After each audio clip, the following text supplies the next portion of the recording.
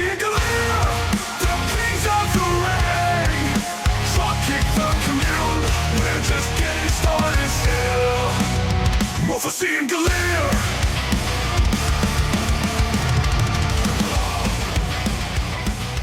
Hello everybody and welcome to a nice little treat of a Dropkick the Commute episode.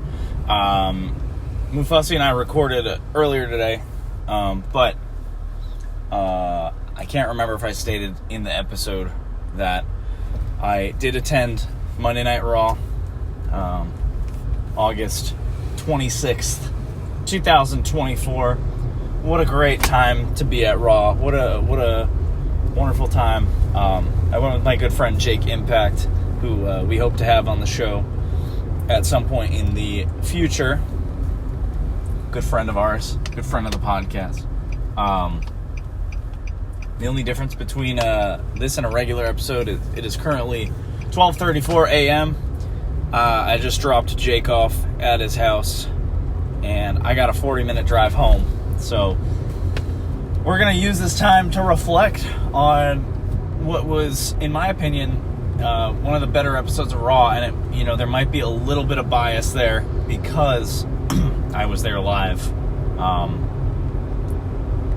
And, I mean, as it goes, being there live is just always leagues ahead of seeing it on TV. It's like watching a concert. And this is my opinion, but you can listen to an album, like a live version of an album, but it won't sound nearly as good as it does in person. And I think the same goes for wrestling shows.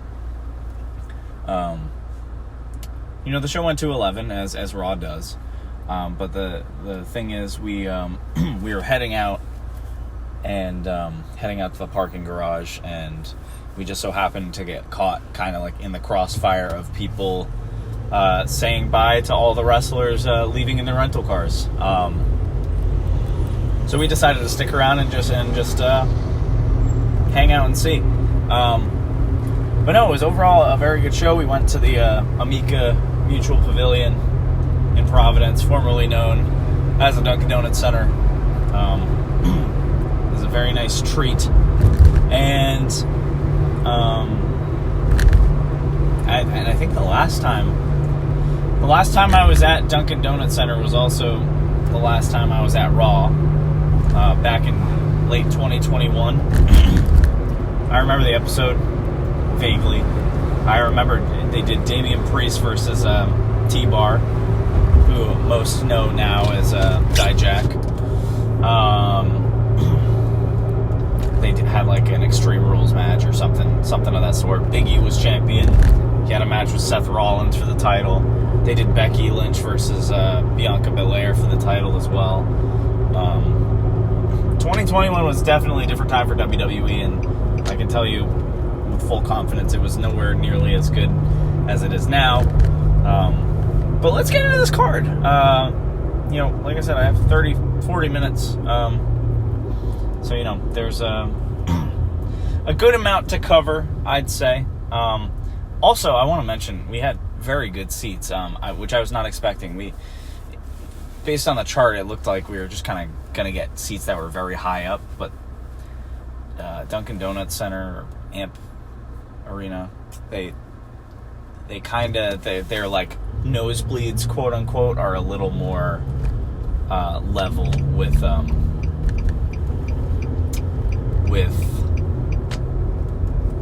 just like, it's lower. It's a lot lower, so it makes you kind of feel like you're closer, I guess. And I guess in a sense you are. Show opened up with the Judgment Day. I can never get over the big boom pyro that they have, where it's just a loud bang sound. It always scares the shit out of me. But we had Liv, Dom, Finn, Carlito, and JD all coming out, doing their little promo thing that they do. Everyone got a nice little chance with the mic, and kind of the same deal that we've been doing with them. But Dom Mysterio was just like, it's so great. I have yet to have experienced the Dom Mysterio booze, and it is loud in there. I can tell you for a fact that shit is not piped in at all. That is real genuine crowd reaction for Dom. These guys were getting booed to all hell. It looked like Damian and Rhea were going to come out, but instead Rey Mysterio and the LWO came out, and we had a little verbal exchange between Dom and his dad. You're a deadbeat, and you're a failure of a son, etc., etc. This devolved into chaos, as most of these segments do in wrestling. Adam Pearce made it official. Judgment Day versus LWO. So we had Carlito, JD, Finn, Dom versus Ray, Cruz, Joaquin Wilde, and Dragon Lee. And I gotta say, this was a fantastic opener. Lucha Libre isn't dead and all that jazz, but nah, for real, they Joaquin Wilde in particular had a really good showing. He unfortunately also was taking most of the beat down during that match, but he did his cool little spot where they slingshot him off of the ropes and he gets real high up there. They also had a really amazing spot where one member of the Judgment Day was on each side of the ring, and all of LWO kind of ran across each other off the ropes and then all jumped out on all four sides of the ring at the same time. Really great stuff. Unfortunately, though, we thought we were going to get a 619 and a dime drop from Ray, but a distraction from the ref allowed for Liv to kind of help her boyfriend get the upper hand on his dad. Dom pinned his father yet again, and the Judgment Day wins. But of course it was not enough, as they continued to attack the LWO, and then finally Damian Priest and Rhea Ripley came out. Insane pop for Rhea Ripley. My goodness, they came down, chased after everybody. Dom was going to get the riptide, and then his buddies came to save him, and instead JD got a riptide, and Carlito got chokeslammed. So the payoff for that riptide to Dom is going to be wonderful. I think they're probably going to win that match. So that'll be very fun. We had the start of the Intercontinental qualifying, tournament qualifying matches. They were triple threat matches. We had Kofi Kingston versus Jey Uso versus Karrion Kross. It felt like Jey Uso was kind of the clear winner here, but anything's possible. They had the whole Kofi Xavier, uncertainty of their friendship backstage. They got into another little argument, and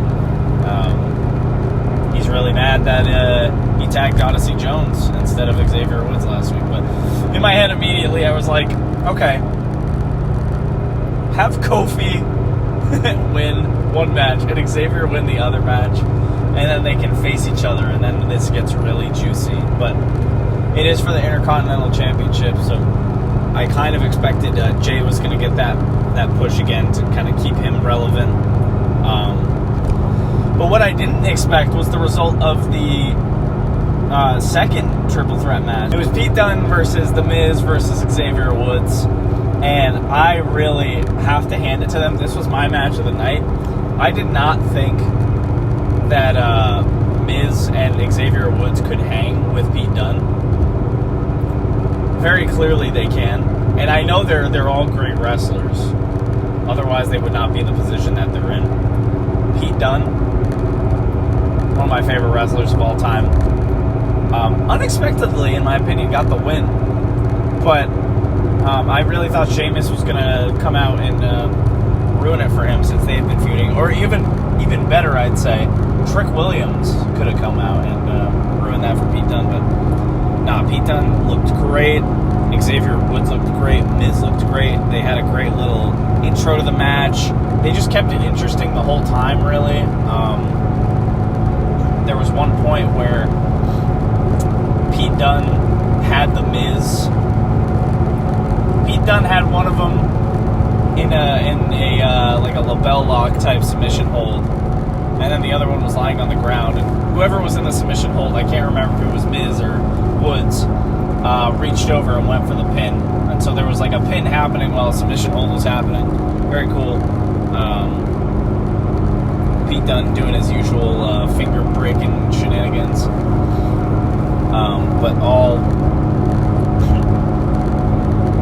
But overall, very entertaining match. Again, I think it's just my bar for that was low. But they made it feel important, so I will give it to them. And so now I'll have to refresh on who's going to be in it next week, but I know Sheamus is in one match next week, as well as Bronson Reed. Ilya Dragunov is in one of them. So, speaking of Big Bronson Reed, we had Bronson Reed versus Braun Strowman in what everyone was kind of expecting to be an insane match. I very honestly thought they were going to do a thing where they broke the ring just because they're both big dudes. I think if they rematch, that could happen somewhere along the way.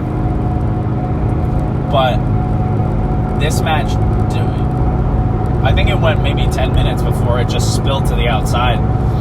The ref didn't even count. It just spilled onto the ramp, and the ref followed them backstage. And we never got a clear, definitive winner of the match. I think it just kind of, ended. But, they found their way through catering, barreling through security guards, throwing trash cans at each other, throwing metal bars at each other, steel pipes, whatever, what have you. And eventually led us out to the parking lot where Braun Strowman laid Bronson Reed out across the hood of a car. And then kind of once they recovered from that, the tables turned. Braun Strowman got laid out on the top of the car, and Bronson Reed climbs up to like the fencing behind the car and does a tsunami onto the car, onto Braun Strowman, glass shattering everywhere, electricity from the lights inside the car or something. It was an insane moment. Push Bronson Reed to the moon, man. He is getting over. I don't think he's as over with the crowd as I thought he was, being there in person. They didn't seem to care too much for him. Except when he goes up to the top rope for a tsunami. So, Braun really sold the injury. He was like, I can't feel my fingers. Which is crazy. I feel like we never really see Braun Strowman in like a helpless or hopeless position. But fantastic match, even if it... This is the type of like no contest ending that I'm okay with, just because of the path that Bronson Reed has kind of been on.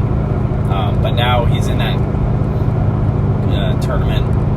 I could very likely see him being the next challenger for Braun Breaker.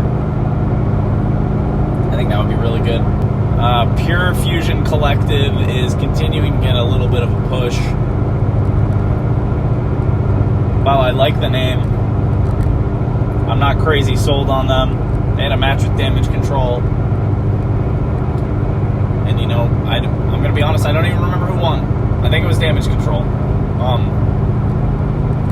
I don't know how many times these teams are going to face back and forth, but it feels like they had, it honestly feels like they had, no women in the locker room that night, because there was only one women's match. And other than that, you got your women's world champion who's hiding behind the Judgment Day, and that whole story's going on. So that's a little tricky in my opinion. They already tried the whole tag team championship angle, and then Isla Dawn and Alba Fire broke that up. So I didn't really understand the point there. But we did get a little backstage segment from Albadon and Alba. Oh, I just did the Mufasi thing. God damn it. Alba Fire and Isla Dawn. It looks like they're going to have a match with Bianca and Jade at Bash in Berlin. They're basically saying, all this talk about how Bianca and Jade are like the strongest women's tag team. Then explain why we have these championship belts. And in my head, I'm just kind of like, well, you kind of got a fluke victory. But we'll gloss over that. They're having a match at Bash in Berlin. I'm not sure if the belts are going to stay on Isla Dawn and Alba Fire. I really hope they don't. But since it's an international show, even if it's not in their home country, they might retain for that reason. I don't know. If they can get a definitive, like, strong win over Jade and Bianca, I'd say, okay, I believe them. Right now, I don't believe them. So I think it's just kind of a matter of time. I think they should put the belts back on Jade and Bianca. I don't know why they lost them in the first place. It did nothing for anybody. And again, my opinion here, it only did nothing for them because of the way that they won it and how they've only had 1-2 title defenses in the last almost 4 months.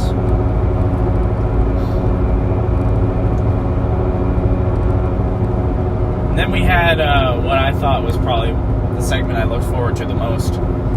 Drew McIntyre came out to speak to the crowd. He was mocking CM Punk. He was saying, is it great to be alive in Providence on a Monday night or what? He's got the bracelet, still wearing it, mocking Punk. He's saying Punk's afraid of him, even though Punk literally challenged him to a strap match. Apparently, Mufasi pointed this out for me because I missed it while I was there. But CM Punk came out from under the ring and just beat the hell out of Drew with the strap. Almost put him out on the table. And, he just beat the hell out of him. And that's really all we needed going into Berlin. I have faith they'll put on a good match. I have faith that Punk will win, and then they'll have a definitive third match. But very exciting going into Bash Berlin. Randy Orton came out too and cut an incredible promo, and I honestly was just expecting this to be interrupted by Gunther or Kaiser, but he didn't. He just very point blank was just talking about his history with the World Heavyweight Championship, how he was the youngest person to win the World Heavyweight Championship back in like 2004 or whatever it was, and he was also, that was in 2004, and then in 2014, 10 years later, he was the champion when the belts were unified and they retired the World Heavyweight Championship, and now he's saying, well, look, it's back, and I'm going to win it back because my name was the last name to be etched in it. It was a really good promo. He, thanked the fans. He's like, thank you for singing my song. For a while, all I heard were the voices in my head, and now all I can hear are your voices. Thank you for singing the lyrics to my song, even if it took you 15 years to do it. It's just a very wholesome promo from Randy, which you really, I feel like, rarely get. We rarely get babyface Orton cutting a promo that feels like real. This felt real, and I am super excited for Randy and Gunther to go head-to-head, main event, Berlin. It's going to be great. And finally,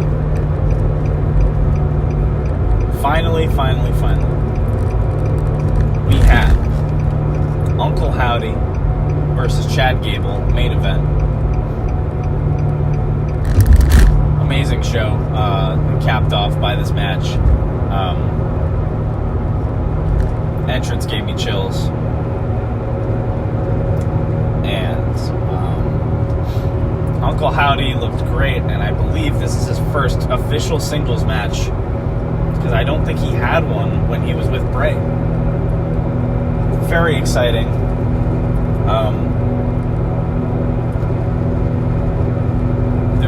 There was a moment where the ref accidentally gets knocked out. Brutus Creed and Julius Creed. The Creeds and Ivy Nile, all of American made, they come out, trying to outnumber Uncle Howdy. The lights go down. They come back up. Rowan Gacy and Loomis are running through the crowd. They're taking out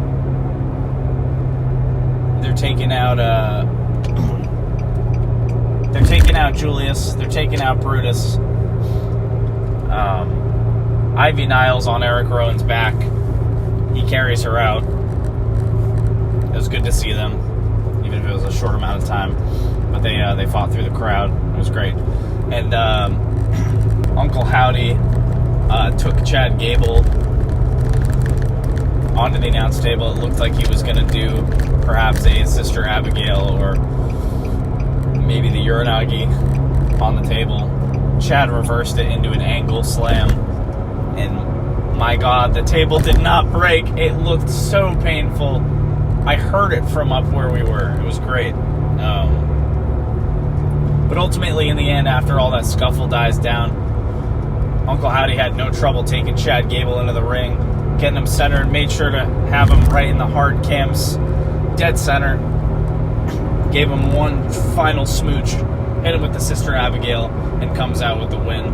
And my goodness, Bo Dallas holding it down in his brother's memory. I love everything about the Wyatt Six. I love everything about Uncle Howdy finally being like a prominent character, even if the circumstances, are a bit morbid. This is all an homage to Bray. No matter what you say about the Wyatt Six, they're just realizing Bray's vision, or at least part of his vision, and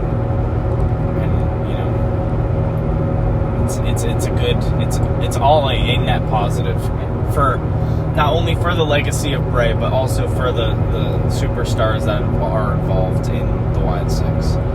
So big love to the Wyatt Six, big love to Uncle Howdy. People loved him there. It was great. And I just can't wait to see more of him, because he looks like he hasn't missed a beat out there. But before the match, there was another one of those videotapes, and again, just like acting and wrestling, Bo Dallas, he's got it, man. This is like where he belongs, kind of thing. He wasn't super unsuccessful, pre the Uncle Howdy stuff, but it just feels like there's more of a purpose here for him, and he's doing good work. So all the flowers to Uncle Howdy, all the flowers to the Wyatt Six, and honestly, all the flowers to Chad Gable too. I was just thinking about how during the match, how much he's grown in the WWE, and seeing how he's had the shorter end of the stick at times. He's at a main event player level now for the, he's main evented Raw a bunch of times now, which has been great for him. He was almost Intercontinental Champion this year. He's had despite all the shortcomings he's had, and maybe he should have been booked this way, and yada, yada, yada. He's had an incredible year. He's continuing to have an incredible year. He looks great. He's a fantastic wrestler, and I really think as long as he doesn't get lost in the shuffle of this whole new stable with the Creed brothers and Ivy Nile, he'll continue to be a very prominent figure on Monday Night Raw. And I could see him, even though he didn't win it at WrestleMania, and he should have been in that match at WrestleMania, I could see him getting championship gold again, even if that's from a tag team standpoint. But I really think the more I see Chad Gable, the more I need him to be the Intercontinental Champion, or even better, put him on SmackDown, have him go over there, win the U.S. title for American Made. I think it could be a great move. Let LA Knight have his title run first, but book it, sign it, seal it, deliver it. It's done. But yeah, that was Monday Night Raw, and again, what a fantastic show it was. Haven't been in 3 years. Planning to go when they come to Boston in September. But you know, we headed out and we decided to stay an extra hour because all the wrestlers were leaving. We saw CM Punk take off. We saw Otis. Otis and Gable were driving together. We saw Regal, William Regal, Joey Mercury, a few others. Dexter Lumis, Bo Dallas, all taken off in their little rental cars. I'm not the kind of person that wants to like get up in their face and like ask for autographs and shit. We definitely kind of tried to get a closer look, as close as we could, but just seeing them as close as we were was enough for us. Xavier Woods was honking his horn to the New Day Rocks beat. He was having a good time, but yeah, overall a very positive experience. Big shouts out to Jake Impact for coming with me. We're looking forward to going to Raw in December, and hopefully something sooner along the way. I think Collision is coming to Springfield, Mass in September, but I'm unfortunately busy that weekend, so I can't go. But hopefully next time they're in Boston for Dynamite, you best believe I'm going. Because last time I went to Dynamite, it was an incredible show. I'd love to go to TNA at some point too. I know they're not really in Boston, ever. NXT would be great. I was talking about that with Jake, and he was like, they might start touring a little more if they end up going to the CW network. But who's to say? I could also travel there. I don't have to wait for them to come here, although it would be nice if they just came here. So we'll find out. There's a lot of opportunity to go see some wrestling. There's a lot of pay-per-views coming up. We're going to be having a lot to talk about over the next couple of weeks. But this was just solely for Raw, and you know what? A great episode. I'm glad I went. I'm super eepy. It's 1 a.m. Let's go to bed. I got 10 minutes till I'm home. So with that, thank you all for listening. Thank you all for tuning in to the Raw review. And thank you for liking, commenting, subscribing. Make sure you hit our notification bell so you don't miss an upload. We do podcasts. We do our TikToks and our shorts. And of course, we split these up into little highlights to section off each show that we talk about.